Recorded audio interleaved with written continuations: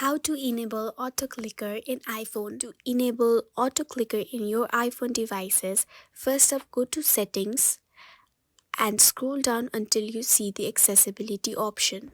In the accessibility option, click on the switch control option and then click on switches. Click on add new switch as you can see on the screen. Click on screen, which is the second option, and then on full screen, and then click on select item option. After clicking on the option, click on the top left and then go back, click on recipes and then click on create new recipe.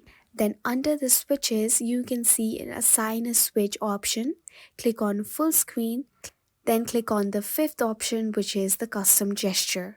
Custom gesture will allow you to draw your own gesture and then use it. On the plain screen, you can draw whatever gesture you want to operate as auto clicker. Click on save and then go back. And you can also name the recipe. Here we are naming it as auto. And then go back again by clicking on the top left option and click on launch recipe and then click on auto or whatever name you have given to your assigned.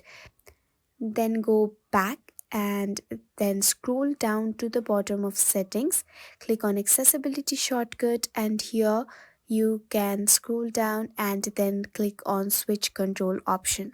After this, you can operate your auto clicker by clicking your home button 3 times and then the auto clicker will be enabled.